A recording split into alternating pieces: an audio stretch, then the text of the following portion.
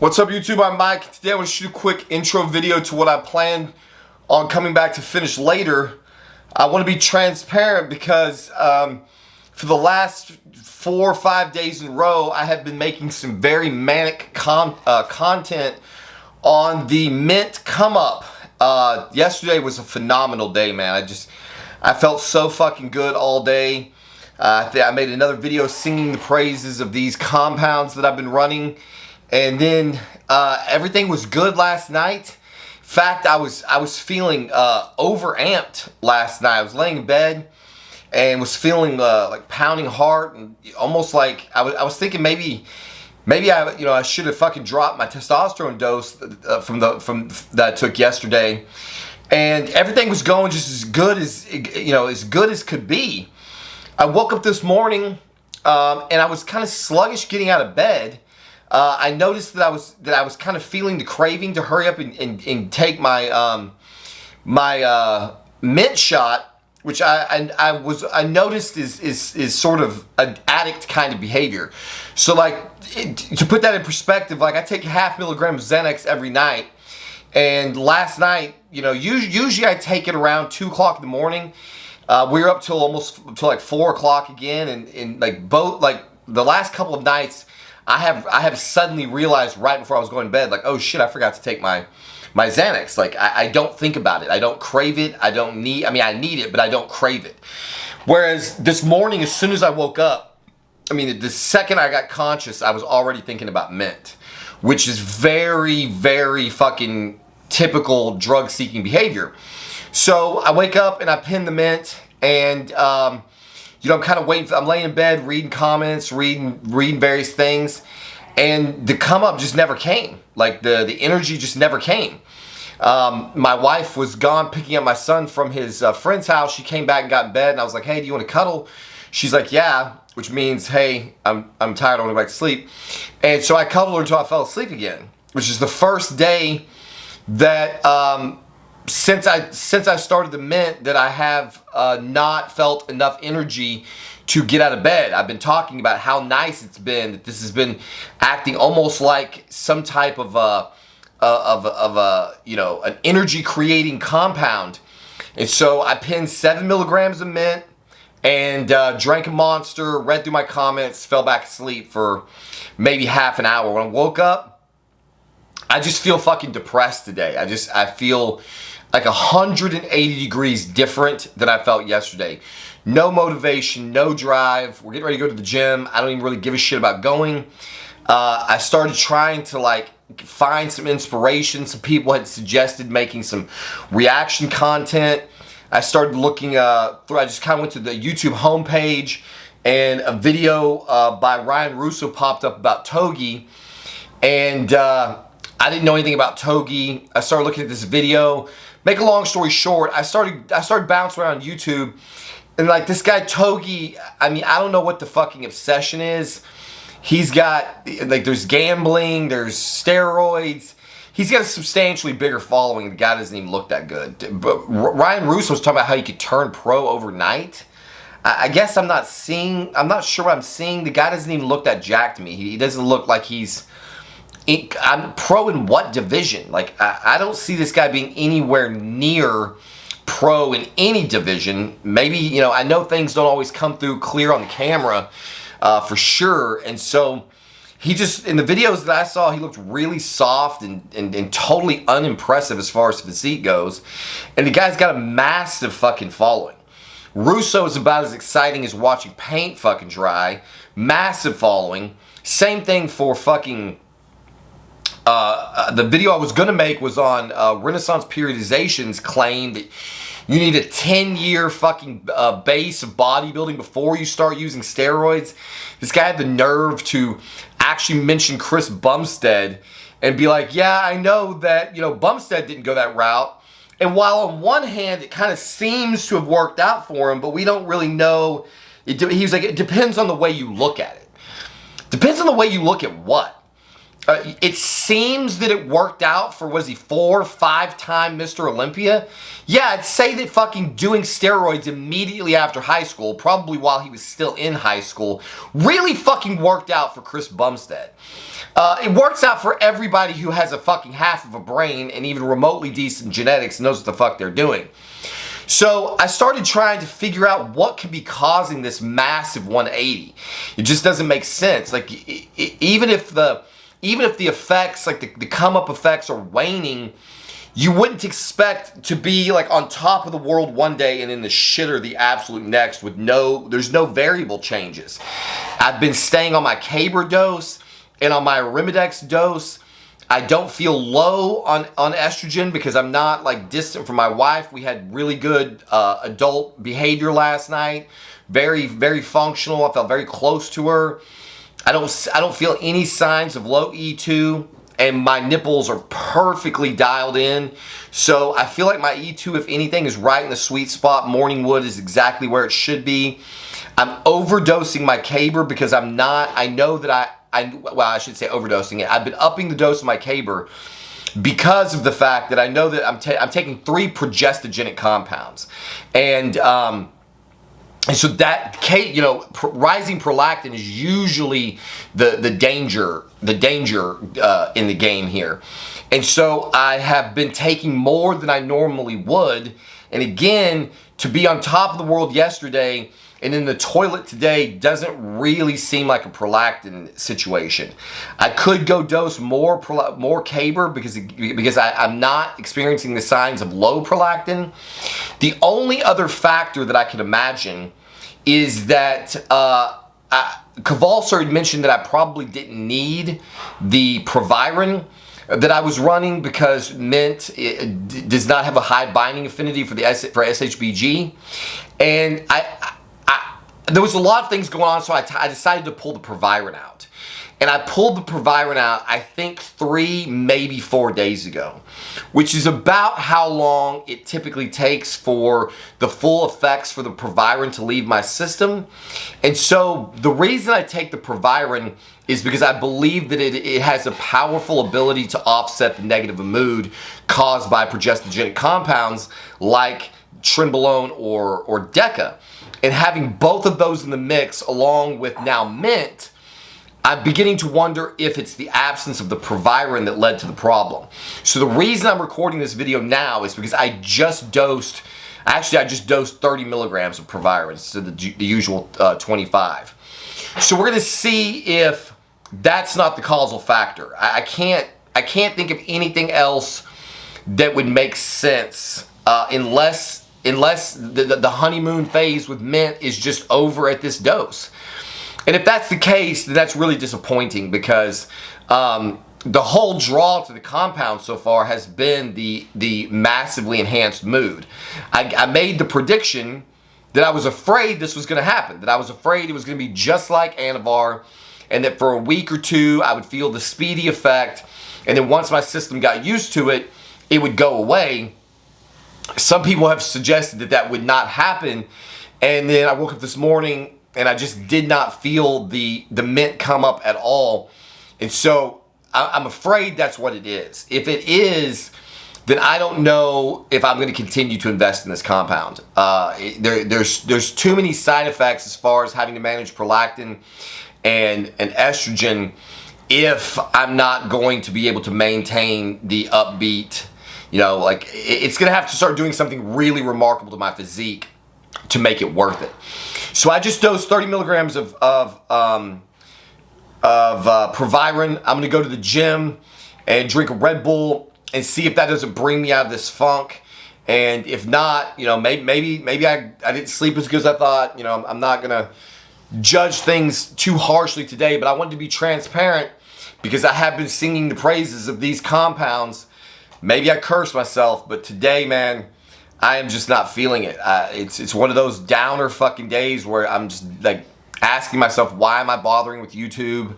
Like my channel's growing to almost 10,000 subs, but the rate at which it's taken to get here is just outrageous when you compare to content that's just, in my estimation, nowhere near as good. Like this fucking Russo's got 81,000 subs, 2,000 videos. Let's see if it'll tell me. I forget how to check. Joined April 9th, 2018. So it sounds like he's been doing this for about, well, I guess it's longer. I don't know, man. That's what I'm saying. Like, sometimes I feel like I'm spinning my fucking wheels and second guessing everything that I'm doing, which is just a sign that something is massively off. So hopefully the Proviron will kick in and put my ass back into the place that I was yesterday, although, you know, it's hard to imagine that it would be instantaneous. So we'll see what happens, and I'll update this video later after the gym. What's up, YouTube? I'm Mike, and today I'm back shooting the second part of the video that I started earlier today. My wife told me that my skin was looking a little pale in the gym and I needed to get some sun. So I'm back out here doing one of these sort of walk and talk videos, trying to get the last bit of the sun on my body before the mosquitoes come out and ruin the rest of the evening. So what I'm talking about is how I feel after I added the Proviron back into the mix. Obviously, you know, this is kind of dirty science because, you know, as you guys well know who've been following my channel for any length of time, I'm very susceptible to the come up. So I did start feeling decidedly better after I took the Proviron. It's very fast acting. I usually feel it psychologically within the first 30 to 45 minutes after ingesting it. I have Proviron in powder form, and so I just sublingual, you know, as much as I can. It doesn't really matter, but I'm just used to sublingualing orals to the best of my ability. Rarely do they all dissolve, which is why I don't really buy into that. The idea that you can get this first pass effect. The only way to really avoid the first pass effect is if you can successfully get all of the drug to dissolve in your skin. Any amount that gets, you know, that gets into the saliva and then is then swallowed doesn't. It acts the same way as swallowing the pill. So I'm always suspicious when people say, oh, you know, put your D-Vol or your Anavar or whatever under your tongue and let it dissolve. I don't know, I guess you guys' mouths work different than mine. I have had very little success at getting an entire pill to dissolve completely under my tongue. So anyway, I took the Proviron and immediately, you know, within 30-45 minutes started feeling better. I was doing some research in the gym trying to figure out what could be the causal factor. Why would Proviron what would it be doing possibly to enhance my mood? One of the things I happen to know, I've never actually mentioned this on my channel. Somebody's gonna get on me, as well they probably should. I'm always talking about the importance of blood work and maintaining all of your various hormones. I've had my blood work checked twice over the course of the last, you know, 3.5 years that I've been doing steroids.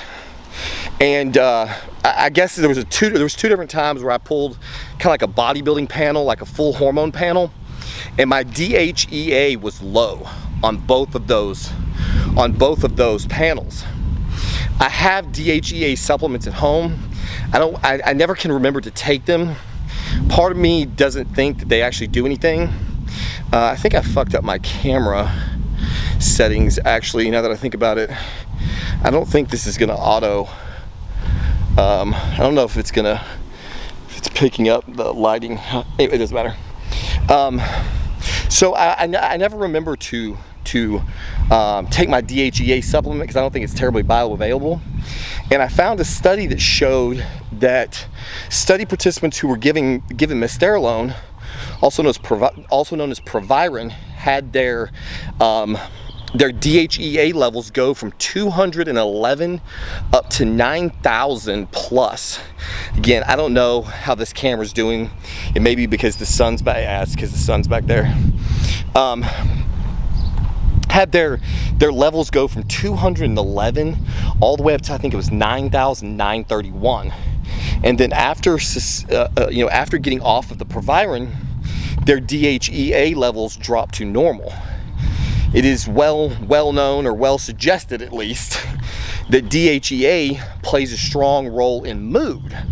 So it is possible that is why the Proviron seems to have such a pronounced effect on my mood and my general sense of well-being. If it is in fact raising my DHEA levels I've been attributing its effects to its ability to lower SHBG. But from what I'm finding out now, it could be not only the SHBG situation, it could have something to do with its ability to raise my DHEA levels substantially. I'm gonna have to do some more research on that, and I may go get some blood work pulled on and off to see what, if any, effects there are. If anybody in the community knows, you know, how likely is a low DHEA level, you know, I've always kind of dismissed it, you know.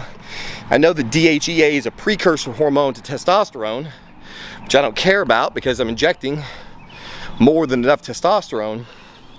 But is it possible, you know, does DHEA play that big of a role in mood that if mine was flagging low consistently, that I could be, you know, that it could be a causal factor in these depression states that I get in? Who knows? So I'm gonna run the Proviron for the next few days, keep everything else the same. I'm not gonna change my dose of MENT. I'm gonna leave everything else the same and see how I feel. My wife was feeling a little run down again today. We're staying up too late hanging out together. I think it's a little bit of, you know, the ongoing makeup from having had such an ugly fight. And so I think that we may not be getting enough sleep. I certainly don't feel like I am. And I think part of the reason for that is because I, like I said, I wake up in the morning and I'm really geared up to take my MENT shot. And so, you know, where normally I would just keep sleeping in and get as much sleep as necessary, this morning I got out of bed earlier than I probably should have and shot the MENT, and then was expecting to feel something that I never felt, and it could be just that psychologically I went in the toilet. So many factors, man. This is what happens when you're a moody bitch. When you're a moody bitch, when you're a neurotic moody bitch, this is what happens. I'm constantly overanalyzing every minor feeling in my body, and that leads to a lot of these types of situations. Of course, it also is the causal factor in why I know so much about these hormones, because I'm constantly trying different ways to dial them in the perfect quantities to alleviate all possible signs of suffering or discomfort. I'm very, very sensitive to changes in my body. And I think a lot of people, I think what happens is they just assume that there's going to be bodily fluctuations. You know, not every day are you going to wake up feeling on top of the world. Not every day are you going to be a sexual animal in the bed. Not every day are you going to have supreme, you know, egomaniacal confidence. And so I have really created this false, you know, what I'm trying to achieve is this completely unnatural state, not only in my physique, but in my response to life. I want to have perfect functionality every single day. I want to be in a perfectly good mood every single day. I want to have perfect sexual performance every single day. Total confidence every single day. Tons of energy every single day. I want there to be zero fluctuations. I want total control over every single one of my bodily functions. And that is just a fucking pipe dream, you know? You just cannot have that in reality. And so that's the biggest reason that I take so much shit, is because every time there's the smallest fluctuation in anything, you know, my confidence level flags a little bit, my libido, my performance, my erection quality, my orgasm quality, anything that feels a little bit off, I'm immediately like a mad scientist in the lab, analyzing every little minute detail, trying to figure out what could be causing this. And it could just be that it's like fucking nothing. You know, you're just not having your A game every single day, because you just can't. Sometimes shit just happens in life, and you just don't have the best day that, you know, you don't have the day that you want. I just don't accept it. That's the thing, I just don't accept it. I just believe with enough tinkering, I can control everything, and it's probably why I fail. So anyway, I'm getting tired of holding this camera. Probably gonna shoot some more content today. That's the other thing that I think is a major causal factor in my very moody behavior on YouTube, is that, as I've said countless times, I set out to do this YouTube channel just for me. I just wanted a way to kind of document my life, you know, in more detail than you get in an Instagram post, because I'm fucking mouthy, and I want to talk, and I want to rant, and I want to ramble, and I want to express, and I didn't want to pay a therapist to listen to me, so I decided to make YouTube videos, not expecting anybody to give a shit or pay any attention to them. Next thing you know, you're approaching 10,000 subscribers, you're making a couple of bucks every month, you got coaching clients, and all of a sudden it feels like you're growing a business, and then this thing that started out as your therapy becomes like a job. And I start comparing myself to other YouTubers, I start comparing myself to, you know, their successes or their failures. I try to understand why the community wants this or that, and it starts making me hate the community, because I don't understand why. You know, I don't understand how 477,000 people can sit through a Mike Latent Israel video. I just don't understand it. And it makes me mental, and it makes me just want to quit. Because it's like, if that's who you have to be successful in this game, then I might as well fucking throw this camera in the trash. Because I'm not capable of being that guy. I don't want to be that guy. And it gets in my head, and the reality is I got to just go back to doing me and let the chips fall where they may. So I'm gonna go back in here and get back in this cool air, because it is hot as a motherfucker outside today. So this lighting is about to go to shit. So that's what I have got to do, I think, from this point on. Hang on, I'll try to get you guys some light in here. Whew, man. Hang on. I gotta take this little foot off my. See, if I was smart, I would have cut the video. But instead, I'm gonna give you guys. God damn it, I can't see shit. Get in the fucking hole.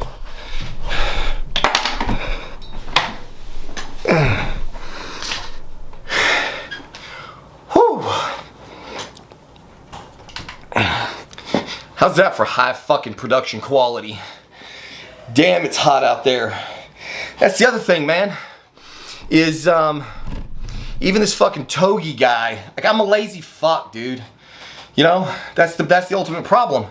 I don't want to do all the graphics and the fucking bullshit. I just want to sit here and fucking rant, you know? That's the thing, like I said, when this started out as a therapy session where I was just talking to a free therapist.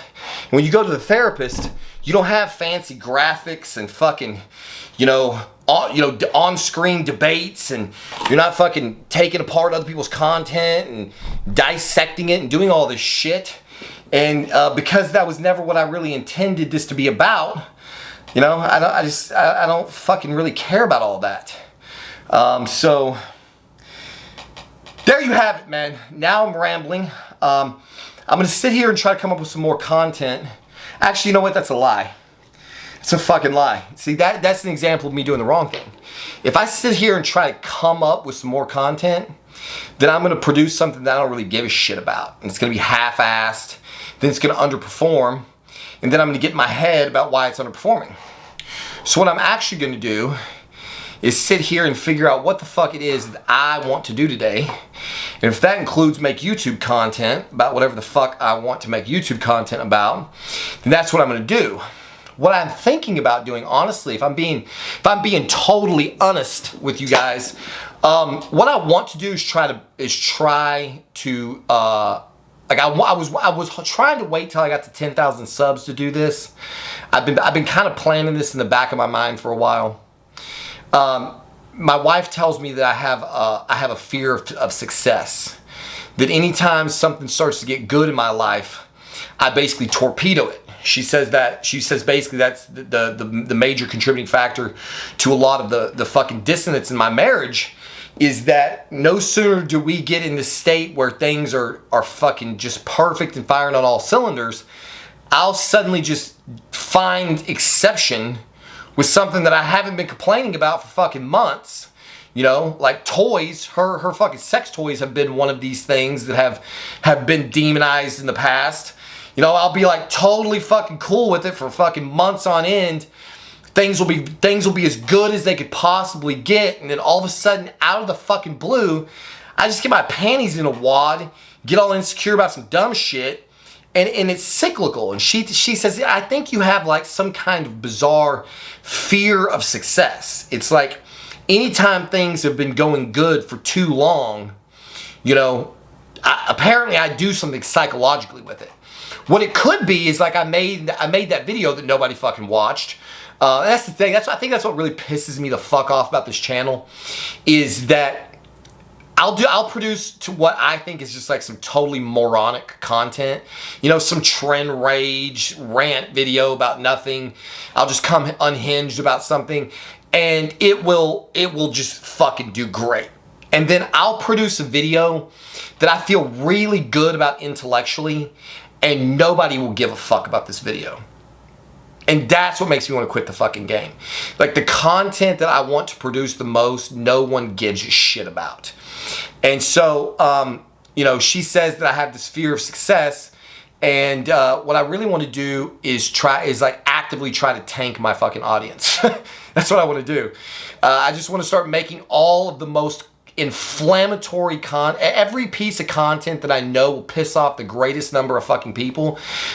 That's the content I just want to suddenly start producing. See how long does it take to grow 10,000 subscribers, and then how long does it take to be so fucking honest that you can't there's no one left to view.